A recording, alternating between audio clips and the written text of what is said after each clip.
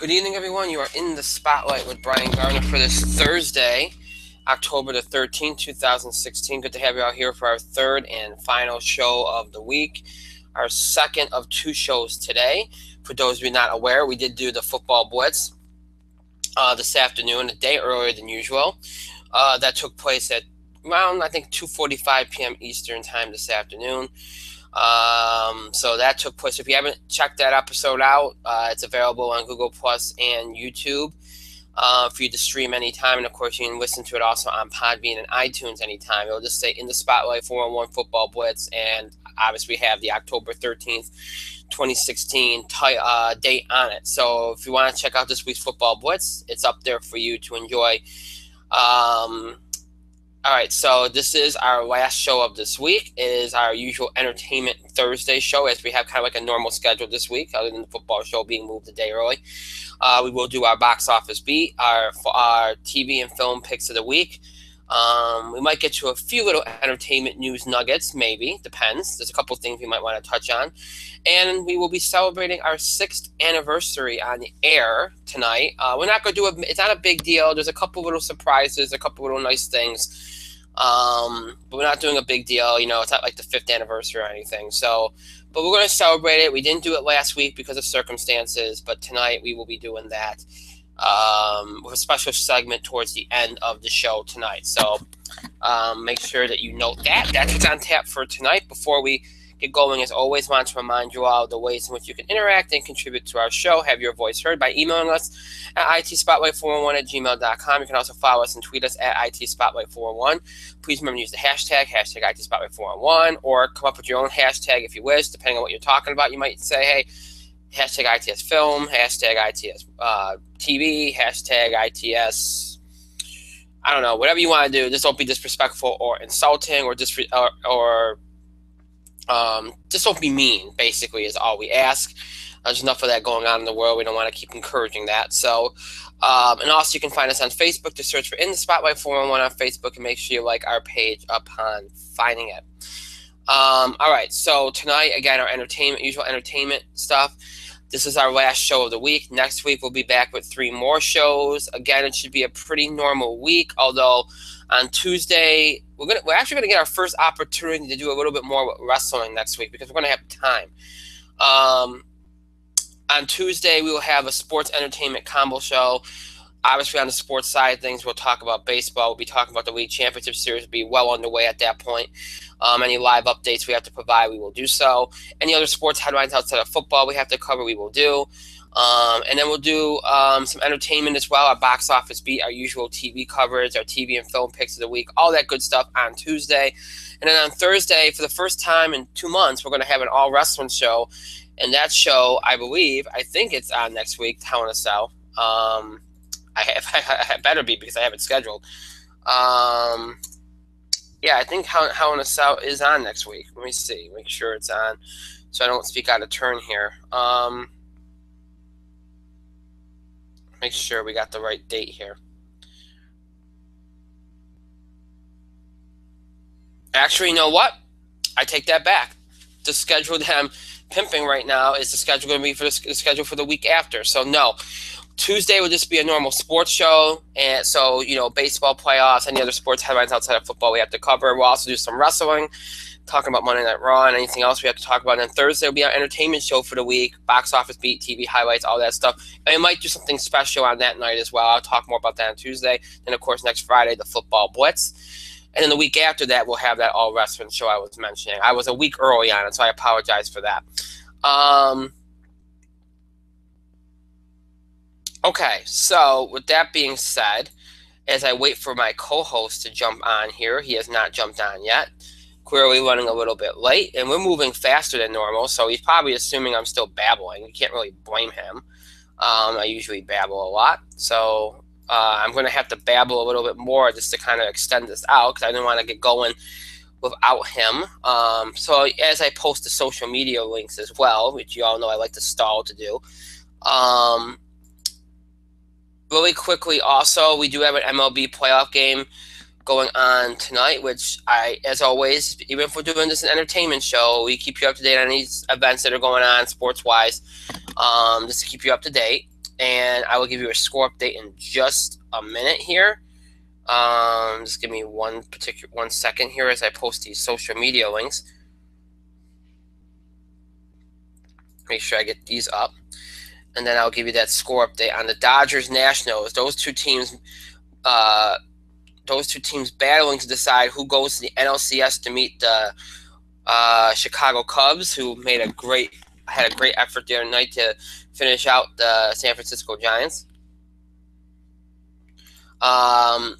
Get you a score update again. I'm just trying to post these social media links really quickly.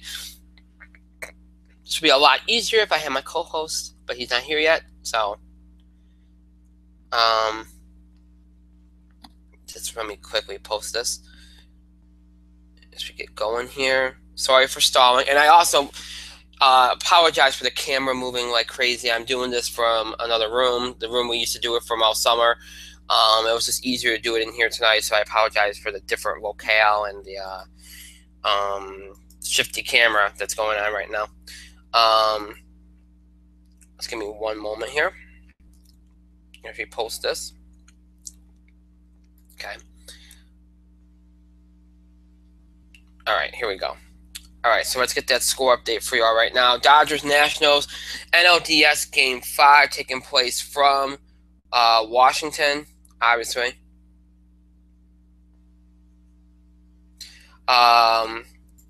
Game 5. Okay. Here we go. As I wait for the ESPN site to load my score update, because I did have it on live downstairs, but obviously I do not have it on live right now. Here we go, right here. All right.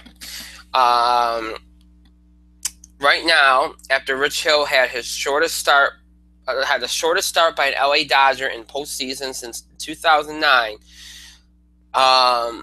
You have the Nationals. I'm sorry, the Nationals leading the Dodgers 1-0 in the bottom of the third, actually going into the fourth now. So 1-0 Washington over the Dodgers as they go to the fourth. Rich Hill is already out of the game. Obviously, in an elimination game like that, you have a quick hook. To, you don't want to keep anybody in too long, and obviously Rich Hill didn't have it, so they pulled him early. So, that's why there's the quick hook. You don't want to take any chances in these kind of games. Obviously, the Dodgers did not want to take any chance in this game, so they quickly pulled Rich Hill, even though it wasn't doing horrible. He only gave up one run, but they didn't want to see it get away from him. So as they go to the fourth, Rich Hill's already out of the game. Nationals leading 1-0 in this elimination game to decide who will meet the Chicago Cubs in the NLCS. All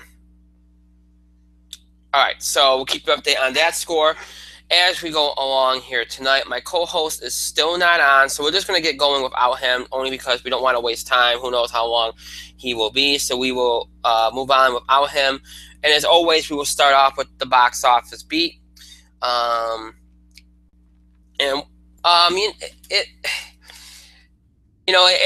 you get more and more into October, you're closing on the holiday movie season. Obviously, things are going to keep picking up. We've been making that. Obviously, as you get further into September, again into October, things pick up more and more and more. This past weekend was a very hard week to call. We talked about it. Nothing immediately stuck out at you as a big movie as far as new releases go. I mean, at most, maybe you're looking at maybe a $20 million opening. We did get that. But really, we thought the holdovers would rule the day, and that's really what ended up happening. Although we did have one new releases pull out a $20 million number, and that was The Girl on the Train, which pulled in a $24.5 million number, which is a lot more than I thought. I think I was going maybe like 17 million. It actually exceeded expectations on a $45 million budget, and it did very, very well. And that's a good number for an early October release. Columbus Day weekend might have played a part in it. We're not going to do the 3-day, 4-day numbers. We're just going to focus on the 3-day. But that might have played a role in it. And it played more to older audiences, yes, but it got its audience. It did reasonably well, and obviously there was people that were interested in it. So it did its job, and it pulled in over $20 million. So that's good for a movie of its kind at this particular point in the year. The other two new releases this weekend did not do so great, although if you look at The Birth of a Nation, we all knew it was more of a limited release anyway, playing more to audiences, awards kind of season kind of movie. Not much was expected of. If it made around $10 million, I think they would have been happy. It made $7 million.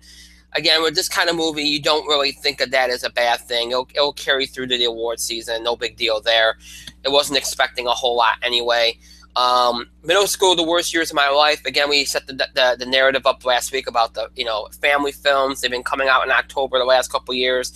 It's been kind of a tradition now. It's the perfect time of year to release it. This one particular one did not do very well, only pulling in $6.8 million, although it only has an $8.5 million budget, so it will make a profit. Again, you make these movies, you make them for very, very, very small budgets, and you don't have, if it doesn't do particularly great, you make somewhat of a profit off them, and they'll do very well on DVD and Blu-ray as well. So it's not that bad of a loss on this one, even though the number is not great. Before I keep moving on here, I want to welcome in my co-host, Mike. Mike, you're in the spotlight.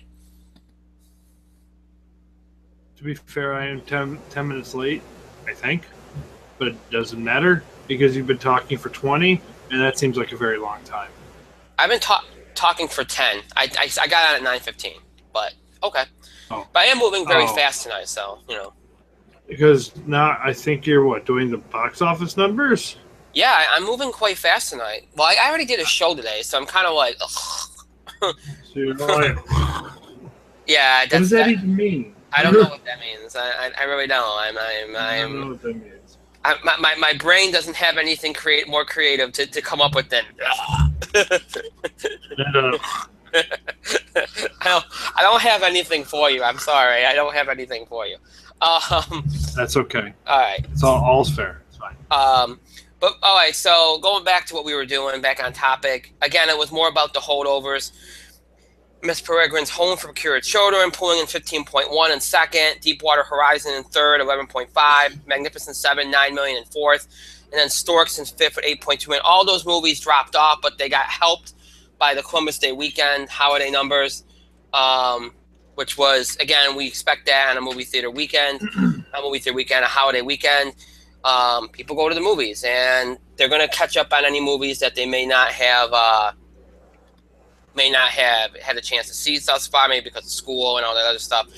And you saw that reflected in the numbers. Even though the new releases, other than The Girl on a Train, didn't do particularly well, the holdovers did. And that's probably what hurt a movie like Middle School Worst Years of My Life, was the fact that you had, we talked about it, there's a lot of competition for family films. You had Tim Burton's film, Miss Peregrine's Home for Cured Children. You had Storks. And I think the same goes for Girl on a Train, Birth of a Nation, even though Girl on a Train pulled in a good number.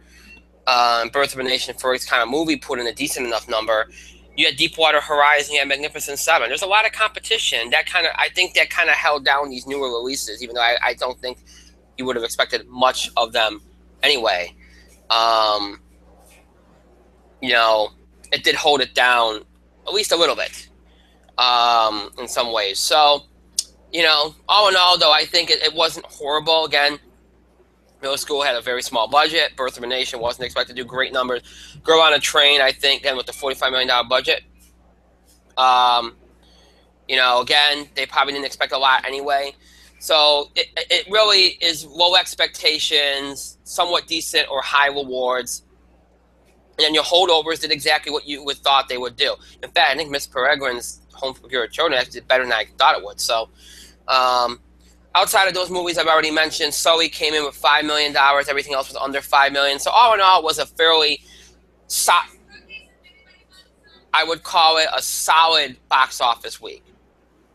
I wouldn't call it great. I'd call it solid. And that's a good thing for the second week of October. You look at it, you got 8 movies over $5 million. That's very, very good for this time of year. So, it's not great numbers like we've seen maybe the last year or two at this time of year, but it's solid enough. So, I think that generally that will be taken as a positive. So, let's see. Okay, so I think we covered all the ones from all the important headlines from last week. Now we look ahead to this week. Now, no holiday weekend this weekend. Columbus Day weekend has passed. Now you're starting to look towards, we're getting into the middle of October. Getting, again, bigger and bigger and bigger.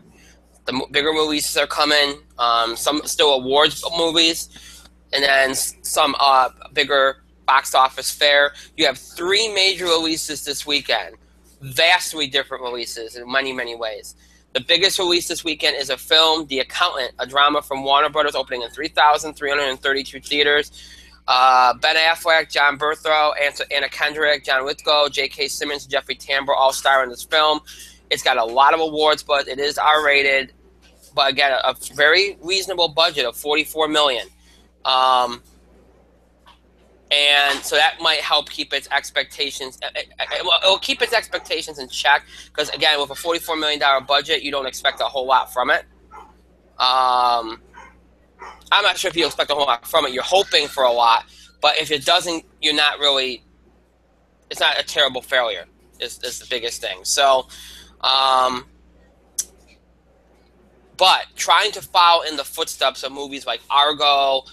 You know, over the years, this has been a good spot for these kind of movies. And obviously, Ben Affleck probably, you saw Ben Affleck do that with Argo, had a very big success in the middle of October with a movie that had a lot of awards consideration.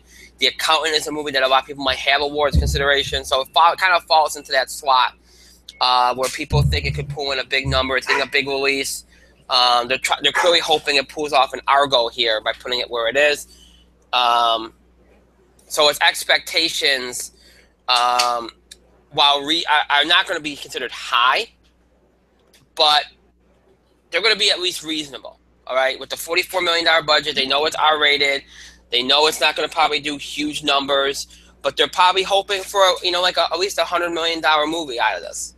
So, and I think it could get there, and I think it will do very well this weekend. The second biggest release is a concert film, Kevin Hart, What Now, from Universal, opening in 2,568 theaters. Obviously, it's Kevin Hart, so we know it's going to draw. Obviously, it stars Kevin Hart. If you saw his tour, he was recording a lot. This is why he was. It is R-rated, but it's only budgeted at $9.9 million. It's going to make a profit. It's going to do very well. There's not much you can say about it. It's Kevin Hart. That's all we need to say. And then the third biggest release is Max Steel, an action film for Open Roads Films, opening in 2,034 theaters, which is an odd number for a blockbuster. I mean, it's a toy adaptation. It's actually such a low total of theaters that it's actually considered more of an independent release. I don't know why it's not getting a wider release. PG-13, I guess they don't think it's going to do well. There's a lot of competition out there right now in both family films, but this could play more towards family or just, younger audiences. And Magnificent Seven's kind of covering the action film area right now. So, as Charlie makes an appearance on the show. So, so I don't think it clearly they don't expect much of it, and clearly a lot of theaters don't expect much of it because they're not even putting it in a lot of theaters. So I guess we can put this movie in. I haven't seen a lot of anticipation for it either. So I guess you can put this movie in the probably, if it makes $10 million, consider it lucky class. There's a lot of competition. Again, Magnificent Seven's kind of covering the action. You got other movies covering the family aspect of the audience. So I don't think this is going to do very, very well at all. So if you look at this, I do think The Accountant will probably take number one, especially considering how last week's box office went. I could see it making around $30 million. It's going to get the older audiences. How much of the younger audiences it gets might determine whether it does much higher. Again, it could be another Argo situation if it gets enough good word of mouth. We'll see. That's clearly what they're hoping for, even though I think with the budget, it's clear they have very reasonable expectations. They're not necessarily assuming it's going to do what Argo did. I think Kevin Hart, What Now, will be in second. I think that'll pull in $20 million easy. And after that, I think you'll see Girl on a Train, maybe around $13 million or so. I think you see that around there. Miss Peregrine's Home for Peculiar Children, probably around maybe $9-10 million. Deepwater Horizon, around 7 or 8. Magnificent Seven and Storks, probably around $6.5 million. And then Birth of a Nation in middle school will probably be right around that $5 million mark, right around there generally. That's how I pretty much see it, I think. And it's a much easier week to predict this weekend, that's for sure. So that's how I kind of see it going down this week. I think The Accountant will be number one, though, for sure. Mike, you have any thoughts on the box office? No. No. Honest to God, I don't have any thoughts. No. Yeah. Yeah, I haven't made it out to the movies or the cinema. I haven't followed it. So I still want to see Magnificent Seven.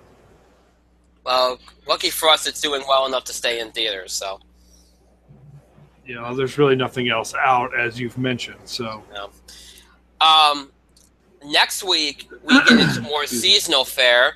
Even though there have been a couple of horror movies that have come out recently, next weekend you're in full-on Halloween mode. You got Boo! A Madea Halloween. You got Jack Reacher, which is not really a horror movie, but you got to get a crime drama action film in there somewhere in the fall, and here you are. You have a comedy in Keeping Up with the Joneses, which we haven't had a lot of comedies this year. We thought for Mastermind that would help. It didn't. But here's another Zach Galifianakis movie for you. We'll see if that does any better. And then we have Ouija, An Origin of Evil. That's your traditional Halloween horror film from Universal.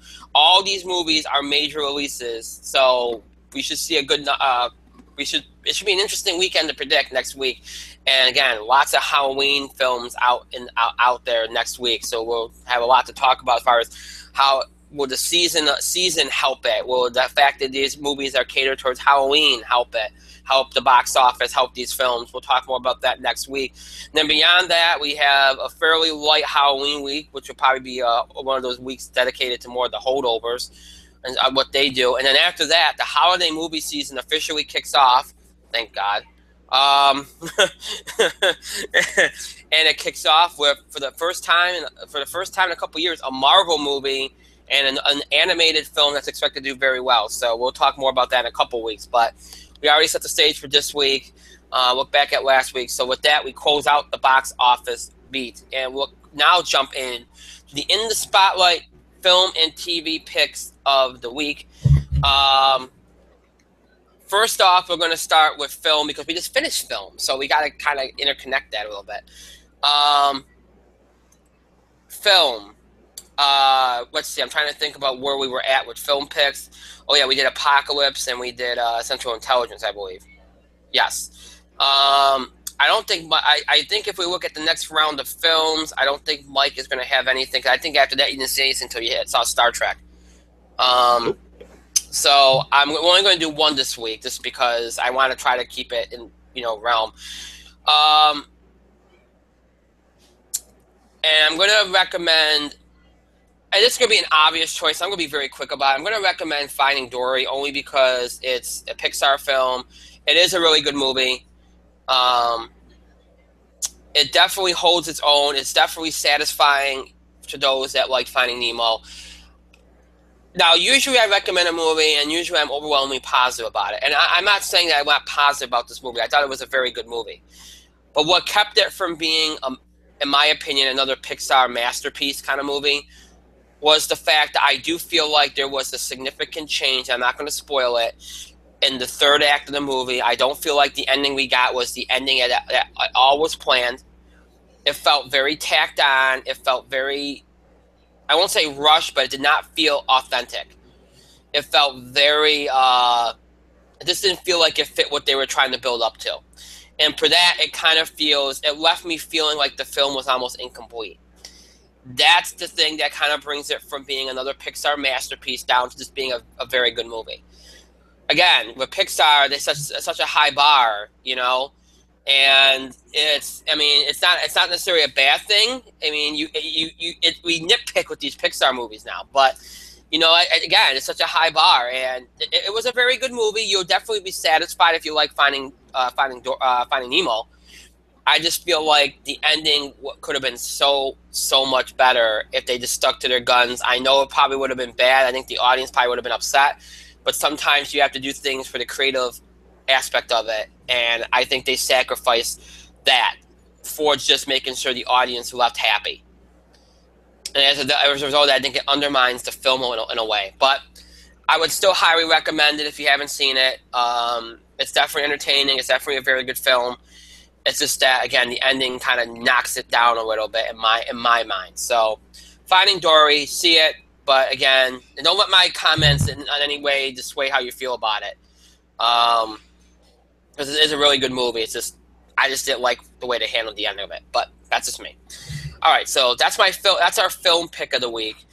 TV picks of the week. I'm going to throw the mic on this because I just got done talking, so we got to shift this up a little bit. So, Mike, any TV picks of the week?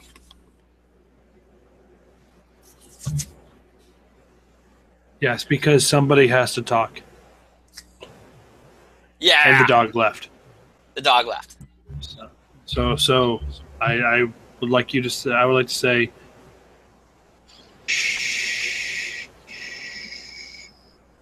So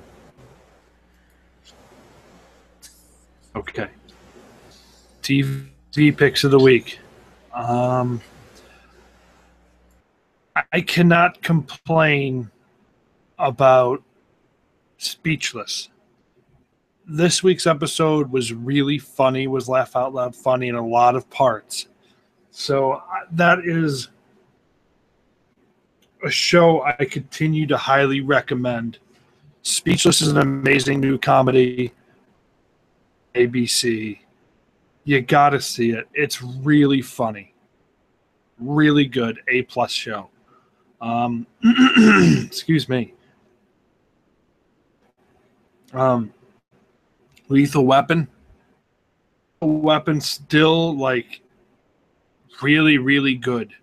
I'm one episode behind right now, but I'm pretty quickly going to catch up on that one. Fantastic show so far. Fantastic new show. Can't complain about that one. It's doing good work.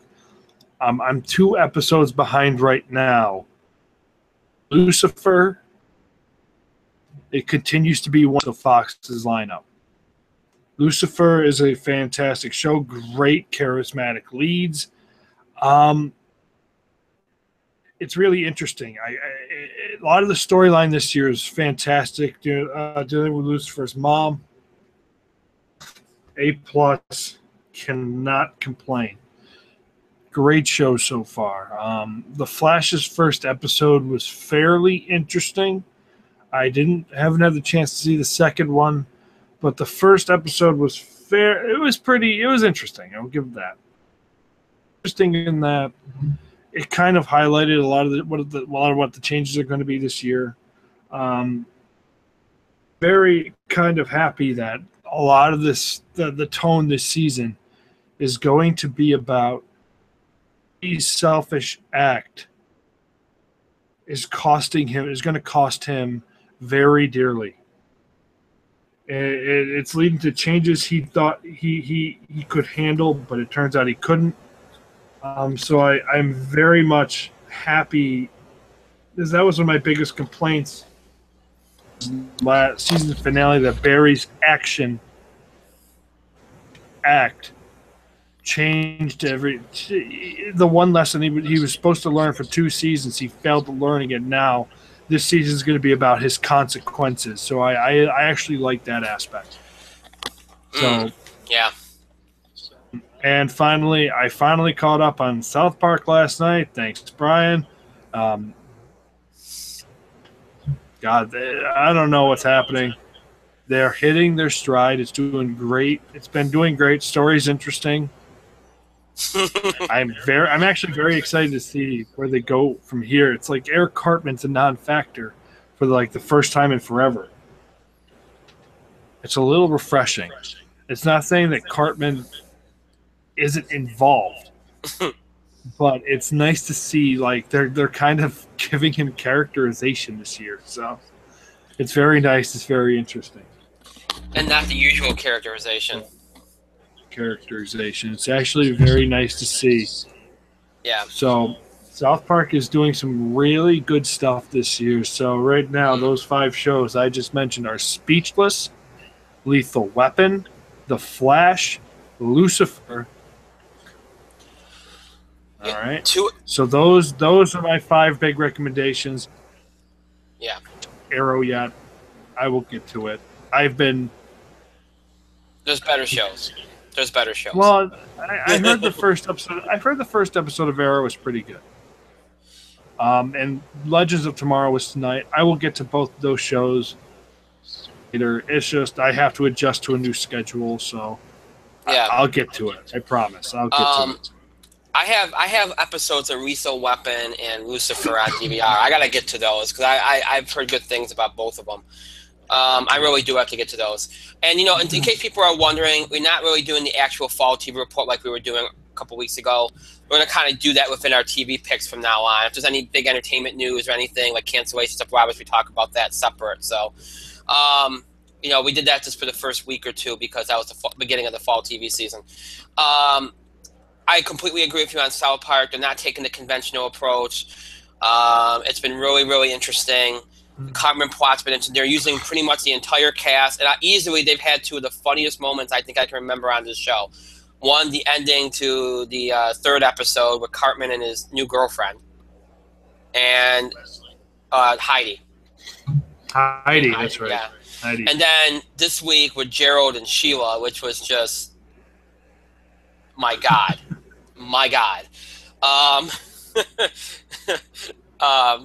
They really are just it's clever what they're trying to do, and they're telling, and again, utilizing the entire cast. There's a couple cast members they could utilize too. Maybe they will do that. They got time to do that. And they did that last year. I remember they brought Barb Brady into the main story arc midway through the season last year, so they got time to get other people involved. And I think they might. They've been doing such a good job of giving everybody kind of a role in this whole thing, so I think you're going to see that. But South Park's been really, really good this year. I really, really like The Flash. I agree with you 100%. I've seen a lot of negativity for The Flash. It hit a series low in the ratings this week. And a lot of people are like, oh, it deserves it. It's just as bad as Arrow. I do not agree. I like where they went in the premiere. I thought it was a very, very, very, very, very good start for them. A very good start. I was pleased with it. I hope it continues. I do want to see a little bit more variance in terms of the storytelling this year, because I feel like sometimes they repeat some of the same themes and what they're trying to do. But if they can do that, I think I'll be very, very much very much on board with The Flash this year. I really like what Blind Spot's been doing. It feels like a completely different show, but I like what they've been doing. Now that we're starting to unearth the mysteries of the tattoos, and you're starting to get more of a personal touch involved with the characters now as you see the impact it's having on them. I like what they're doing there. Blacklist needs to pick up a little bit because they're starting to drag things out a little too much. I mean, do we really need? I don't want to spoil this, but do we really need an episode where nothing happened with as far as the resolution to the second episode's cliffhanger? Like we're dragging this stuff out. I feel like they're spinning their wheels into the spinoff because they can't go too far because they have to have Tom move to the spinoff. That's what I feel like is happening. It's just dragging it on and on and on. And usually that show moves incredibly fast, so it's kind of a little bit lazy, I think. But they got to pick it up because, and tonight's episode looked like it might. I'm hoping it does. I have to say, and I'm a big Agents of S.H.I.E.L.D. homer. The first episode I thought was good. The second episode I thought was solid. Although I did not I think there was way too much exposition that kind of halted the action in that episode. It was necessary, but it could have been done a little bit better. This episode was the first episode this season I thought across the board was a good balance, and it felt like S.H.I.E.L.D. The first two episodes were, again, they were okay, they were good, but didn't feel like Agents of S.H.I.E.L.D. It felt like we were trying too hard to be a Netflix show. This one had a nice balance of that, but it felt like S.H.I.E.L.D. again. Everybody working together. The plot lines all intersected. There was good movement, lots of action. The fight scenes were great. All in all, I thought it was the best episode they've done this season. In my mind, it might be one of the best episodes they've done since first half of last year. It just clicked very, very well. Also, good to see Yo-Yo back. She's always good to have around. So I thought that was a really good episode as well. I have caught up on Gotham. I only like two things. One, I like the Penguin being mayor. That's awesome. And his whole thing with Edward Nygma, which is always great to see. And I like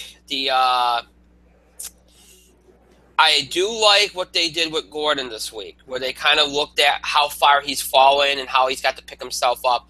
It was a nice character arc that they did, which they don't usually do. I did like that. Too bad I got a feeling they're going to drop the ball on that in the next episode, but it is what it is. So I think that's all I got for TV highlights. I don't know if I watched anything else. I've been watching so many things.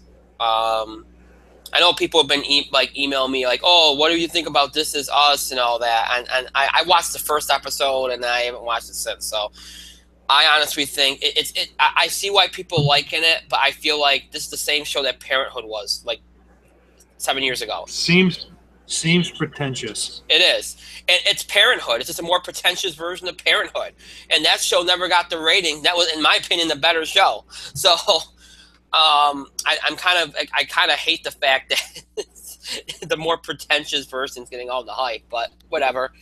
Although I have to add for next week, I'm going to say this at your DVRs, Discovery Channel, the Discovery Channel, I think, or National Geographic, or one of the two, is bringing back Neil deGrasse Tyson's show Star Talk about life, the universe, and everything around us. Neil deGrasse Tyson is always a wonderful watch. He's always fun to listen to. That is a show I highly recommend everybody. Of course. Everybody watch next week because it's going to be great. 6 shows out of me this time. You're welcome. Wow.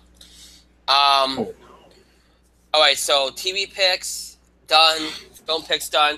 Top of the 5th in Washington, 1-0 Nationals over the Dodgers in that Game 5 to decide who meets the Chicago Cubs in the NLCS, which will start on Saturday.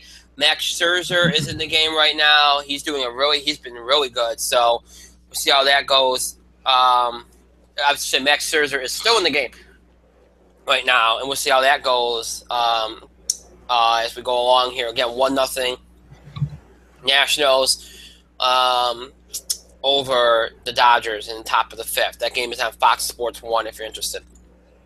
All right. I mentioned that we might touch on a couple of quick entertainment notes, and we will do that very, very quickly here. A lot of you asked about this because we do so much discussion of The Room.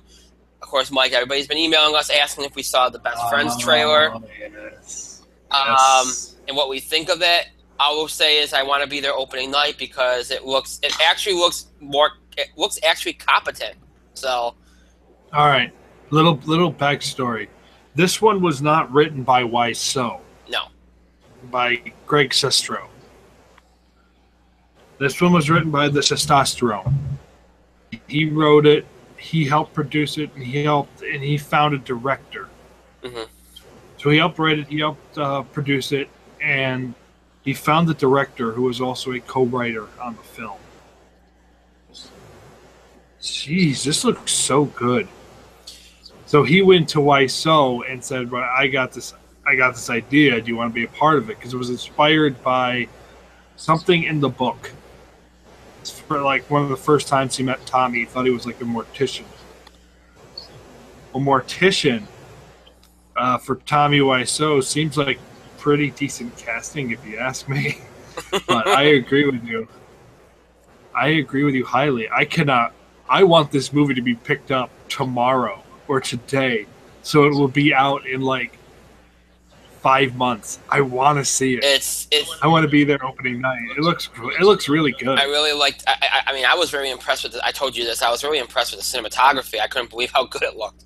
But it did, especially given the technology they used. It looked really, really good. So we'll see. I hope we get to distributor and gets picked up soon. But yeah.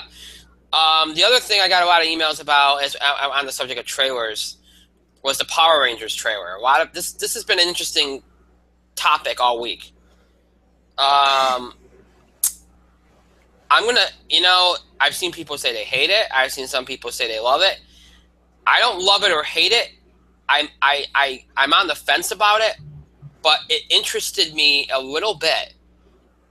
It did, because I think, look, this is not a property that anybody, if you expected them to do exactly what they did in the 90s with it, it wasn't going to happen. It couldn't, because it would flop now.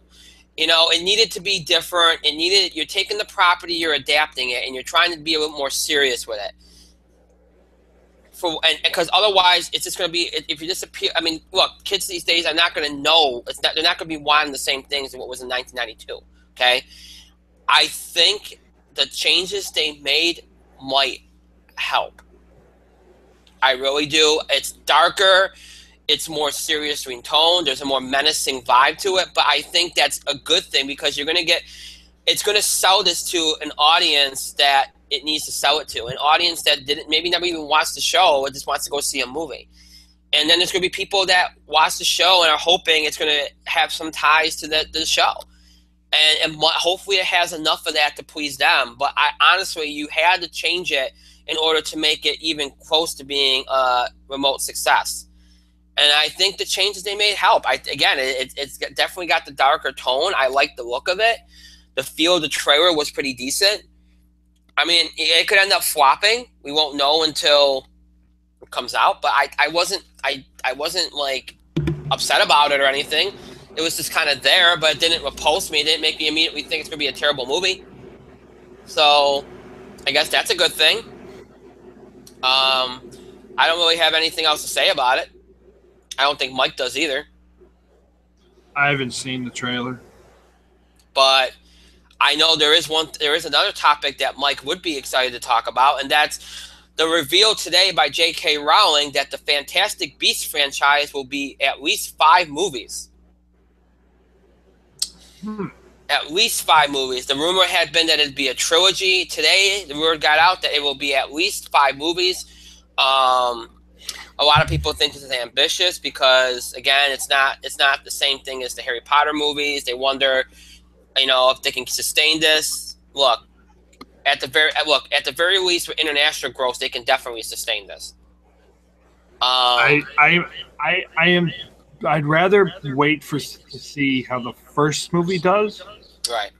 Especially since they brought back Yates. Right. Whoever his cinematographer was. Cinematographer, from what I understand, is shit. Mm-hmm. So I'm tentatively, I'm excited for where it could go. Right. It's a tentative kind of thing, like, but you have to show me that you've learned from your mistakes from the turd Potter 7 Part 2. Agreed. Only good part where the best part of the movie left. Snape.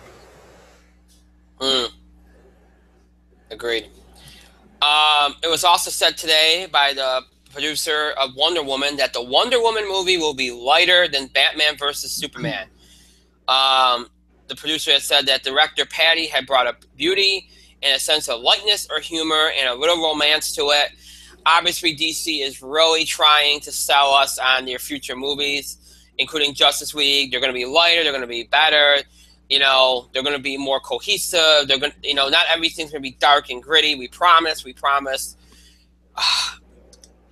I love how they're trying to distance themselves from Suicide Squad, which, Mike, you remember this 2 months ago, even though it got completely destroyed by critics.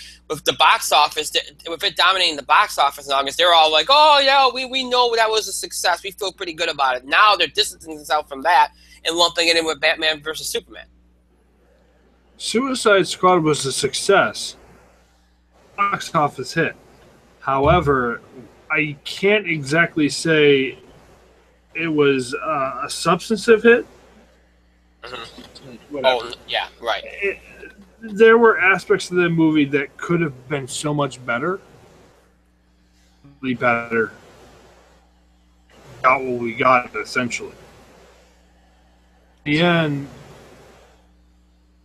I could see why they distanced themselves from it, but it was it was a box office success, and Lord knows they needed that. See, here's the thing. I'm not totally, but go ahead. Tell me the thing. It's making the same amount of money as Batman versus Superman did. Despite everything, True. it's making these movies are going to make. We know these properties are going to make money. That's not the thing. No matter how critically panned they are, they're going to make money because of the characters. It's just the way it is. It's just the way it is. That doesn't mean that they're good movies. You know, they can distance themselves all they want. They can sell everything until they make a movie that is just a good movie. They're not going to come out of this hole. It doesn't matter if it's whiter, grittier, whatever. It doesn't matter. It just needs to be a good movie. They're really worrying too much about tone and not enough about the scripts, which I know can derive from the tone, but I mean, come on. They're not even worried about the freaking story structure. They're just worried about whether there's enough one-liners in there to make you laugh. I mean, that's very superficial. Just make a good movie. That's all I care about, is making a good movie. For what it's worth, the Wonder Woman trailer did look good. It was probably the best trailer of the best trailer of any of these movies that they released over the years. It made me feel like it might actually be fairly, at least decent. I mean, that's the feeling I got. Could I be completely wrong? Oh yeah, I could be. But I have at least hope for the Wonder Woman movie. God knows they barely used her in Batman vs. Superman. So, on a brighter note, and this is the last entertainment news piece we're going to have, because a number of you asked me, I didn't even realize he hadn't done anything. Apparently, Chris Rock is coming back to comedy with 2 new specials to Netflix coming up in the next, I think, year or so. Yes, folks, Chris Rock has been gone from comedy for 8 years. In fact, I think the only movies he's really made were the Grown Ups movies, to be honest, if I remember correctly. So he hasn't been doing a whole lot. He's been kind of, and obviously in his absence, Kevin Hart kind of rose to the top, and but it's a good thing. Chris Rock's cool. It's a good thing. But I did I'm bringing this up because a lot of people email like, I didn't realize he had gone anywhere. Like, I thought he had a special like last year. No, his specials are repeated all the time. Mm-hmm. Because they're classics. They're awesome. So that's why so I can understand why people would think that, but at the same time, so no, folks, he's been gone for quite a while, and he's coming back with 2 new specials on Netflix over the next year or so. So, there is one more thing, because since we're on the trailer reaction palooza here, yes, folks, because I know a couple of you just sent me emails asking me about the Star Wars trailer that came out today, the Rogue One trailer. That was probably the best trailer they've released, and that's the first trailer I've seen that makes me actually want to see the movie. That's the first trailer they've released that actually makes me want to see the movie.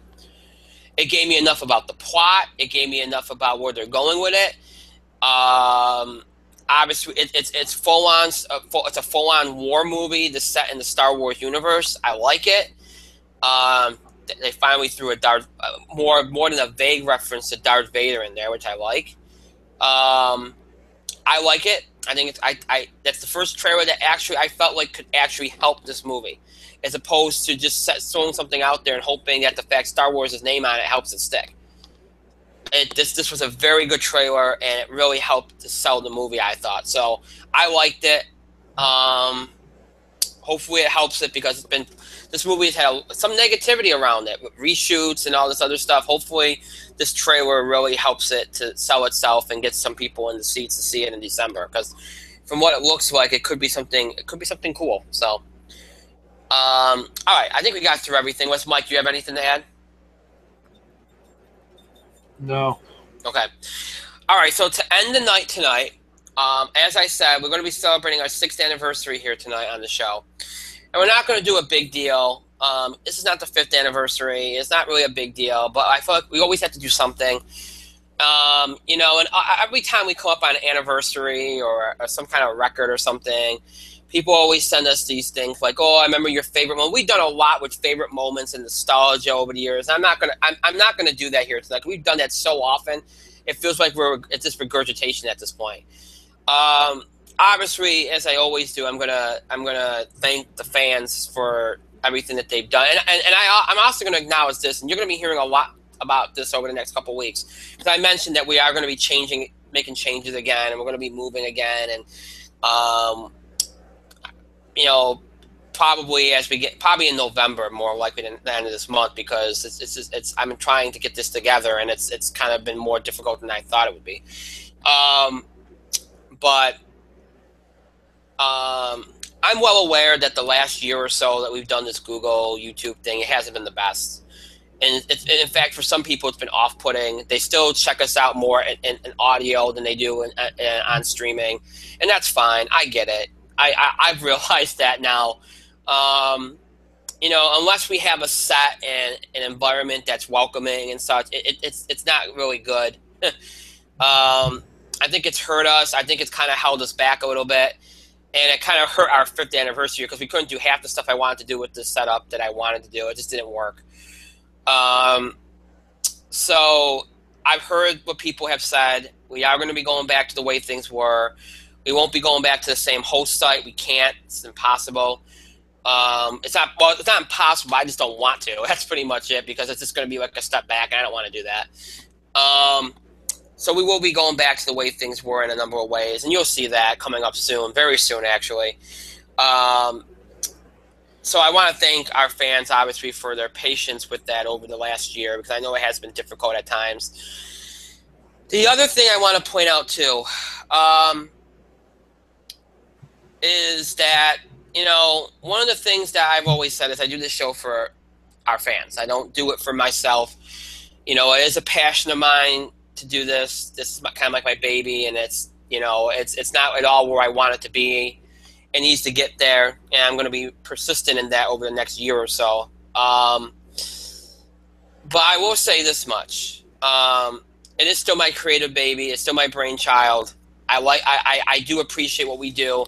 Obviously, I feel like we've made an impact. You see the award shows and everything. I feel like they make a difference. But I do this for the fans, and. Because I'm going to be honest, there's been times my heart hasn't been in it. There's times I sit here and I did not want to even come on and do this. And I know my co-host has those times. Beyond a doubt.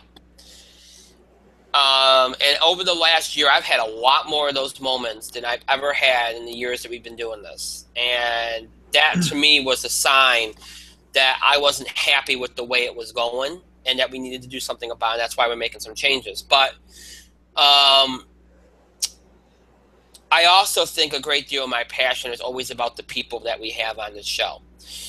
And obviously I still have Mike on the show. We have Justin from time to time. But there's somebody that's been missing that I feel like we lost a lot of the show when he left. Because just having him here is to help us. And I don't know, it just felt like it made us the show. It helped make the show complete. And for those that are longtime fans, you know who he is. We call him Jeff Tech, but his real name is Jeffrey. I don't know his last name. I'm not going to say it either. And Jeff Tech, of course, was our technical supervisor from TalkShoe. He handled everything technical for us. And he ended up becoming a character in and of himself. He would never come on. You never heard his voice. Never sent us a picture. Never did anything. He had his reasons. I respect it. There were times we even questioned whether the guy even existed. And boy, did we hear some stories about him. Mm-hmm. Mike can tell you, and he never ceased to amaze us with his habits. Penile exploits. But he's missed because he added something, and just having him, it was helpful, and so as we approach this anniversary and as we approach these changes that are coming, I've been thinking a lot about him, and I've been reaching out to him for a number of months, and I began to get worried about him because he wasn't answering me back. Finally, about a week ago, I received an email back from him, and it's the first time I've heard from him since, I think, April. And he let me know that he was doing well, and that everything's fine with him and the family, and that he Well, I'll read the letter to you, and that's one of my surprise things that Jeff Tech has reached out to us. Um, so I'm going to read it exactly as he sent it. Dear fans, I know there's probably been a lot of questions about my whereabouts and if I would ever return to In the Spotlight. For the longest time, I didn't think that was going to be possible. Most notably because I'm a very busy man. I work 2 jobs, sometimes 3, depending on if I can get some jobs for extra money. And no, guys, that doesn't mean what it sounds like. Get your minds out of the gutter. He was throwing that in for you, Mike. It's kind of nice. I don't think they pay for that. Yeah. It's been a very hectic time for me, but I finally come to a time in my life where things have kind of evened out. I have a system; it works. Things have calmed down. I now only work 1 job full time, and it's a much better job than I was working. My wife works a job as well. We're both doing very well. There's no need for us to work multiple jobs. We're living comfortably, and we've actually recently bought a house. So things are looking very much up for us right now. So when I sit here and think about where I am and where I could go, I realize that there is something missing, and I miss very much my work and involvement in the spotlight. I'm not an attention seeker. I'm not somebody that really enjoys getting attention. But I will admit, even my limited amounts of attention on the show did help me stroke my ego a little. It was the only thing. I love how he puts the hidden jokes in there. It's really cool. So not to ramble on, because that's Brian's job. It's true. Yeah, it really is true. I just want to point out that I've done a lot of thinking and I've done a lot of consideration. I'm sure. And after doing all that, I've decided that I would like to make my return to In the Spotlight permanently when all the upcoming changes are made to the show. I've reached out to Brian and let him know that I am very interested and that I would be there and be a more than just a recurring member, but a full member of the In the Spotlight grouping again.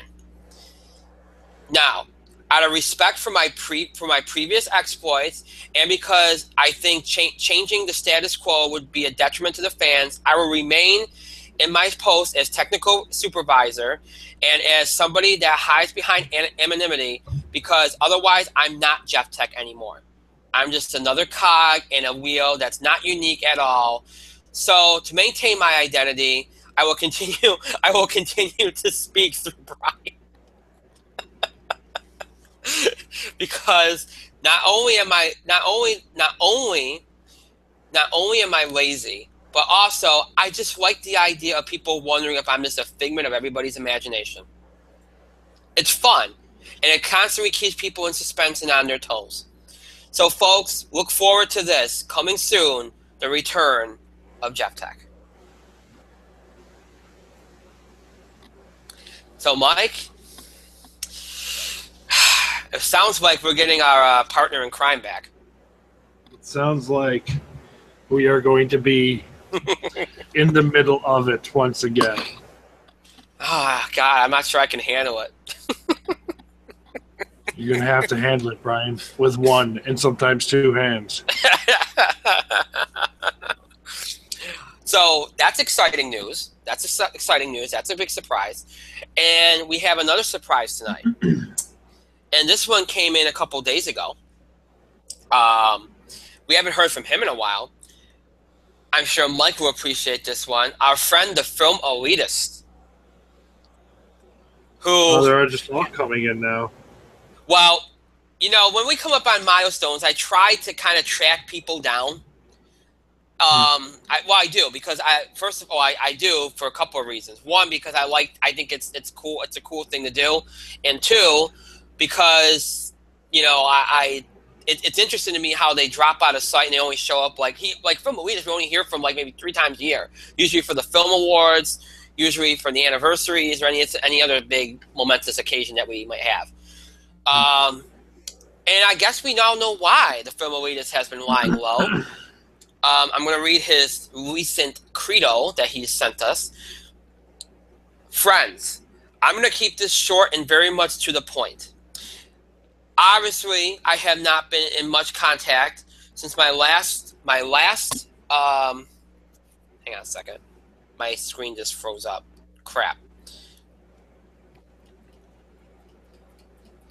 Come on. Okay, here it is.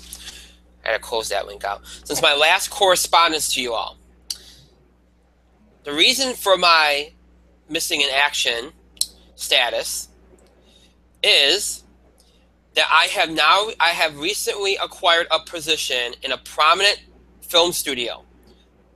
I will not disclose the name of said studio, and nor will I describe my position, other than it is one of great importance and one where I feel like I can make a difference and an impact on Hollywood and its gross neglect of the way films used to be. I am very pleased with my position, and I'm really hoping to make a difference and hoping that at some point soon I can add a little something to your show that can help make my goals and aspirations a reality. So you will not be hearing from me as often as I'm sure you and your audience would like. And I'm sure that will devastate many of you, because I'm sure I'm the butt of many of your jokes, because much like Hollywood, my words are not taken with the seriousness and the gravity that they should be. So, in the future, I look forward to continuing my correspondence with you in new and beneficial ways. I'm hoping that through my position, I can offer up different opportunities for your show, as well as any other resources that I can pull on to help encourage a new era of film that will throw back to classic golden era Hollywood. I hope to be in touch with you all soon. Enjoy your anniversary. Many, many more years. Sincerely, your friend, the Film Elitist. I've discussed this. I've discussed this this news with some people off the air. I'll talk more about it with Mike off the air, because I don't want to mention this on the air because it was private conversations. But there's more to this than meets the eye. That's all I'm going to say. I can't go into it in details. I hate to tease the audience like that, but it was a very weird. The timing of it was really weird. That's all I'm going to say. So the Film Elitist, Jeff Tech. Wow, it's crazy what we have going on here tonight. But that's all the surprise guest I have to come out of the woodwork. As I said, I do not want to go nostalgic tonight, because let's be honest here. We've done that to death. We do that often. But you have to do something for this, to celebrate this. And my feeling as far as celebrating that is this, and this is not necessarily a cop-out. The best way that I think we can celebrate this anniversary, and the best way that we can make this our best year ever, is to produce the best shows that we can produce. Which is why making the changes that we're going to be doing in the next month or so will help. They're necessary. The return of Jeff Tech, that will help.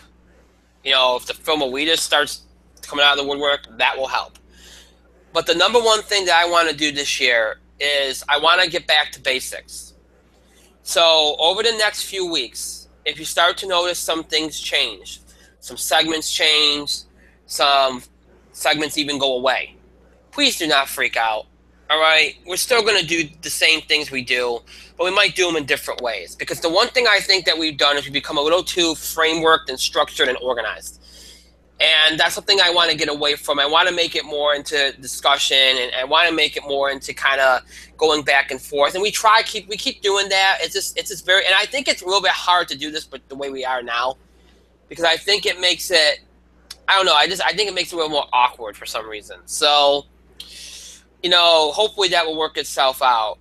And I know I've said this to death over the last 6 years, but the number one, I think the biggest thing I want to do, and I keep saying number one biggest, but I think this supersedes everything. If we got to get some people on this show, we got to get some guests. Like we got to get some interviews in here. We need to start reaching out to some people again. I have not done that in the last year or so, mostly because I think with this setup, it was going to be very hard to get anybody to take us seriously. So we need to do that, and we are going to do that. And with the setup that I think we're going to have, we're going to be able to do that with some credibility. And I think that's going to be very, very good for us. And to me, that's the best way that we can celebrate this anniversary. Not tonight, but in the next year, giving you the kind of show that we want to put on and that you would all want from us. Not just lazy, not just the same old, not just nonsense, same old regurgitated nonsense, and most notably, and I'm sure my co-host will agree with me 100%, not just reading things to you, because that's something you can all do for yourselves. There's things that we will never shy away from. We won't go away from the TV awards or the film awards and things like that, but there's things that we can make even better, and we're going to do that. So when I said we weren't going to do a big celebration tonight, this is what I meant. We did a couple of special things, a couple of blasts from the past made their presence felt. That was the celebration for tonight.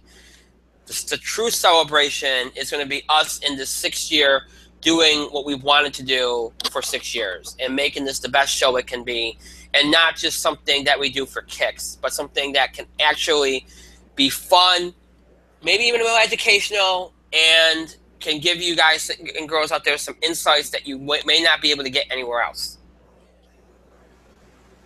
And that's what I want to do, and that's what I want to do from day one, and that's what we're going to start doing in this year 6, as we get out of this kind of rut that we're in over the last year, which I put us in, admittedly. I thought it would be a better thing to do. It was a mistake. You can all keep shellacking me for it. It's okay. But it will get better. You'll see very, very soon we'll start that process, that transition again to, I like to call it the new old in the spotlight. So that's the best way to celebrate our 6-year anniversary, in my opinion. And that's what we're going to do by doing what we do best and enhancing that. And I want to close by saying, obviously, as I always do when we do these anniversaries and everything, thank you to our fans for not only tuning in, but for your understanding, your patience. I know it hasn't always been easy. I know sometimes you watch or you listen, you go, wow, man, there's a lot of kinks sometimes, and there is. Technical problems and different setups and constantly trying to figure things out. It's not easy all the time, but, again, you trial by error, you try to do things, you experiment, you do the best you can. That's what we've always done. That's what we'll continue to do. But I want to thank you all for sticking by us, because the fact that in this last year we've lost nobody, maybe you all haven't always watched why, but the fact that our overall audience is the same is a miracle, and I owe you all a great thank you for that has stayed. I'm very grateful for that. And I'm very grateful for your continued participation, your involvement, all that you do for us. Anytime we do an award show, you all participate. Anytime you guys and girls out there consistently send in feedback and questions and comments. You keep this show running. You give me ideas when I have none. You all have done, this show is really yours. So many times you listen to the radio, the internet, TV shows, and these shows claim to be speaking for you, and they're not. We try to speak for you. We try to give you all a voice. We try to talk about the things that you all want us to talk about. That's why we do these shows the way we do, and that's why we're going to keep doing them the way we do them. And that's the thing I continue to promise you. And again, you're the reasons we do this. Okay, you make this show Your participation, your involvement, you make the decisions, you make the show. You have from day one, you'll continue to do that. And, just keep it up. We need you, and just keep it up. Because you're the motivating factor for me as to why I do this. So just keep it up. And thank you for all that you do. I'm not sure if Mike would like to add anything because I did all the mushy stuff, but if he wants to, you can go ahead, Mike. It's been a very long 4 or 6 years playing whatever Jeff Tech does. And I half the time I just want to sleep. So I'd expect nothing less from you. That was a very Mike-like response. yeah.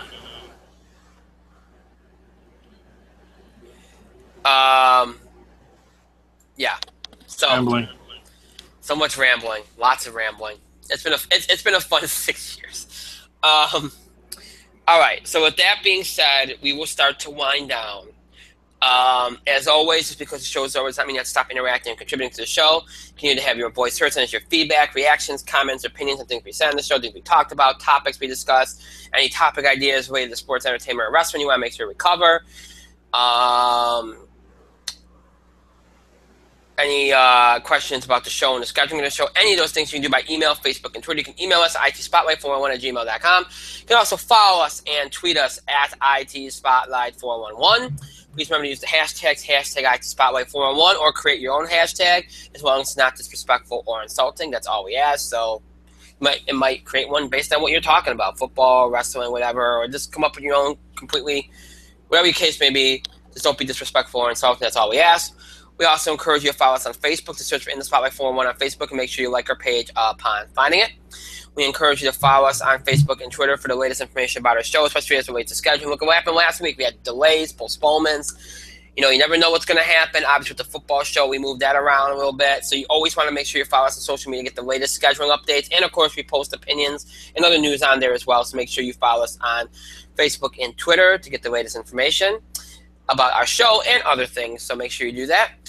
If you'd like to keep up with our show or look back at past episodes, you can do that in a number of ways. If you're more of a fan of streaming and seeing us on screen, you can do that. You can check us out on Google Plus and YouTube. Just search for In the Spotlight 411, and you'll have access to every episode we've done for Google Plus and YouTube in the last year. Everything from mid-October all the way up into today's episode is available on there for you, for your convenience. So if you missed an episode, missed a part of an episode, want to watch an episode again, if any of those apply to you, you can do all that on Google Plus and YouTube to search for In the Spotlight 411.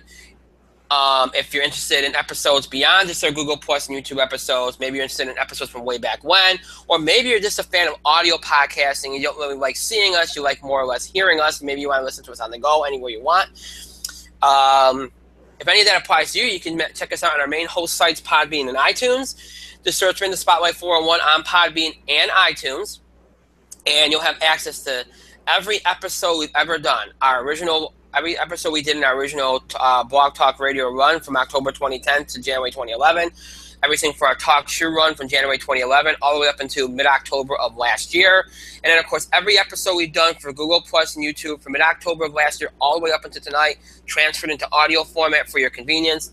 All those episodes available for you. If you missed an episode, missed a part of an episode, want to check out an episode again, longtime fan, maybe you're a longtime fan and wants to check out old episodes from way back when, or maybe you're a new fan and wants to check those episodes out for the first time. Whatever the case, if any of that applies to you, make sure you check us out on Podbean and iTunes to search for In the Spotlight 411. So Podbean, iTunes for audio, and every episode we've ever done, if you're interested in those.